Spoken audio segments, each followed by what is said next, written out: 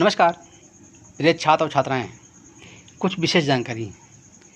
एक ही संपादकीय पैसेज पर आपको 4 वीडियो दी गई हैं, जिसमें एक 80 की स्पीड है, एक 100 की स्पीड है, एक 120 की है, एक 140 की है। तो मेरा कहना है कि पहले आप 80 की स्पीड पर टारगेट करें, वो पूरा होने पर 100 पर करें, फिर वो पूरा होने पर 120 पर करें, फिर वो पूरा होने पर 140 की करें। इसी क्रम से अगर करते रहेंगे तो आपकी स्पीड बढ़ती रहेगी। और हाँ, जो बच्चे किसी शब्द में फंसते हैं, उसका चिन्ह नहीं बना पा रहे हैं, शब्द चिन्ह नहीं बना पा रहे हैं, तो मुझसे व्हाट्सएप के माध्यम से उसको फ़ोटो खींच करके भेज देंगे, तो मैं उसका सलूशन देता रहूँगा। और इसी क्रम से वो आगे बढ़ते रहेंगे और उनकी स्पीड बढ़ती रहेगी। धन्यवाद। Ready start. प्रधानमंत्री ने मन की बात कार्यक्रम में ये कहकर देश के लोगों का मनोबल बढ़ाने के साथ ही चीन को भी अपने दृढ़ इरादों से परिचित कराया कि लद्दाख की तरफ आंख उठाने वालों को करारा जवाब मिला है। प्रधानमंत्री ने जिस तरह ये कहा कि हमें दोस्ती निभाना और आँखों में आँख डालकर जवाब देना भी आता है, उससे उन्होंने यह संकेत भी दे दिया कि चीन को उसकी धोखेबाजी का जवाब दिया जाएगा। यह ज़रूरी भी है। चीन को यह बताने की सख्त ज़रूरत है कि ना तो उसकी शर्तों पर दोस्ती मंजूर है और ना ही उसकी दादागिरी। चीन को यह पता चलना ही चाहिए कि उसने कायरों की तरह हमला कर केवल भारी भूल ही नहीं की, बल्कि मुसीबत मोल लेने का भी काम किया है। आवश्यक केवल यह नहीं है कि वास्तविक नियंत्रण रेखा पर चीनी सेना की अतिक्रमणकारी हरकतों का मुंह तोड़ जवाब देने की हर संभव तैयारी की जाए, बल्कि यह भी है कि आर्थिक एवं कूटनीतिक स्तर पर भी उसके खिलाफ आवश्यक कदम उठाए जाएं। यह समय की मांग थी कि भारत विश्व स्वास्थ्य संगठन के मंच से ये कहता कि कोरोना वायरस के फैलने के कारणों की तह तक जाया जाए। चीन को बच निकलने का कोई मौका नहीं दिया जाना चाहिए।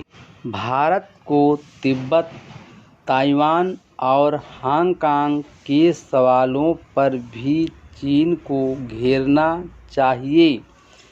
अब उसकी संवेदनशीलता की चिंता नहीं की जानी चाहिए। वैसे भी हाल के समय में अहंकारी चीनी नेतृत्व ने यही दिखाया है कि भारत से अपने लिए जैसा व्यवहार चाहता है, वैसा खुद उसके प्रति करने को तैयार नहीं। यह अच्छा हुआ कि प्रधानमंत्री ने लोकल के लिए वोकल नारे नए सिरे से रेखांकित करते हुए देश में बनी चीज़ों का इस्तेमाल करने पर जोर दिया। उनकी इस बात का इसलिए विशेष महत्व है क्योंकि देश में पहले से ही चीनी उत्पादों के बहिष्कार की मांग तेज हो रही है।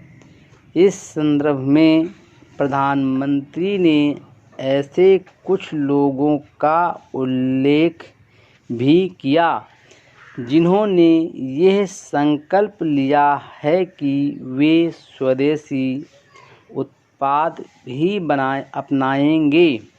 साफ है कि प्रधानमंत्री यह कहना चाह रहे हैं कि सभी देशवासी ऐसा ही करें। इससे ही आत्मनिर्भर भारत अभियान को मजबूती मिलेगी और जब ऐसा होगा तब चीनी वस्तुओं की मांग अपने आप गिरेगी। बेहतर हो कि भारतीय उद्योग जगत यह समझे कि चीन के खिलाफ देश में जो माहौल बना है वह उसके लिए एक अवसर है।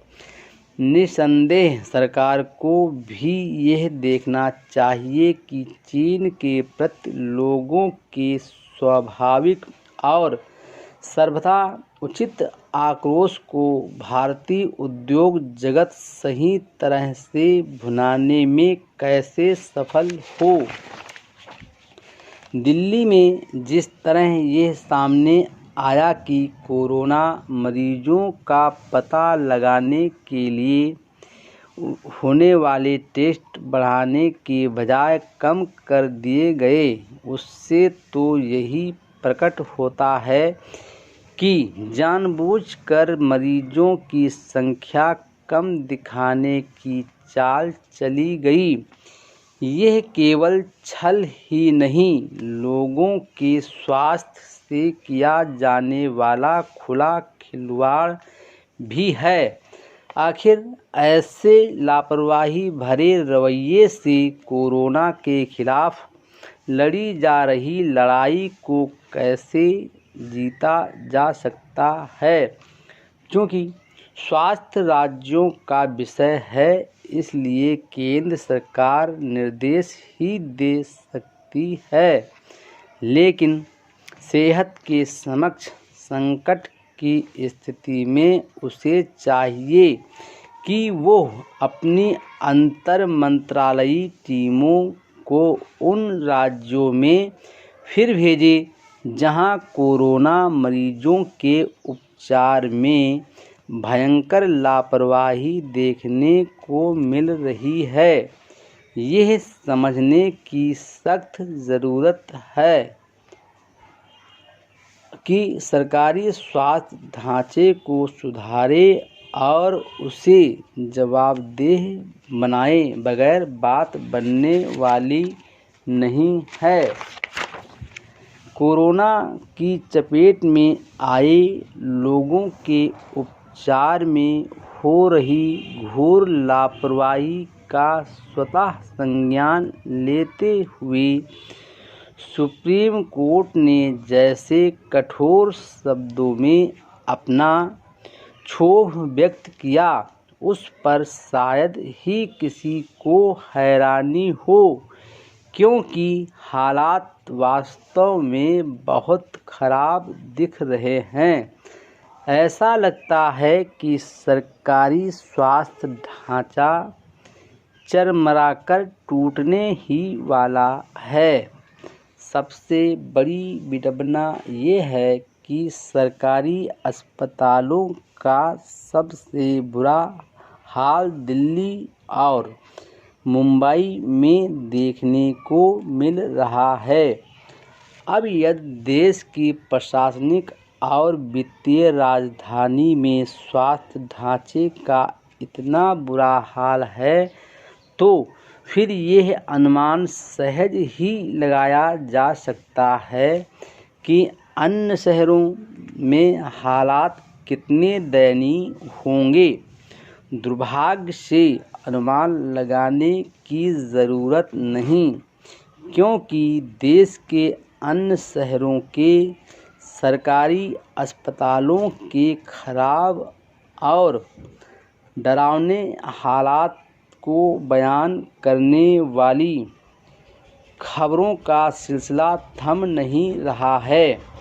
ऐसी खबरें देश की बदनामी का कारण भी बन रही है।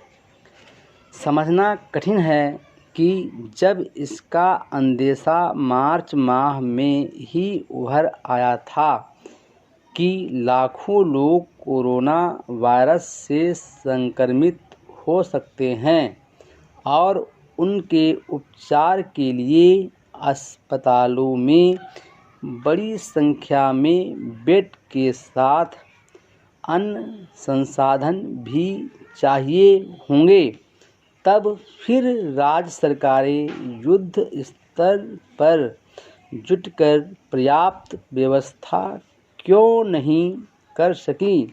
शायद समुचित व्यवस्था बनाने से अधिक ध्यान बड़े बड़े दावे करने में दिया गया और इसलिए आज यह देखने सुनने को मिल रहा कि कहीं कोरोना मरीजों को भर्ती करने से इनकार किया जा रहा है, कहीं भर्ती के बाद उन्हें उनके हाल पर छोड़ दिया जा रहा है और कहीं कहीं तो उनके शवों को कचरे वाले वाहनों में ले जाया जा रहा है।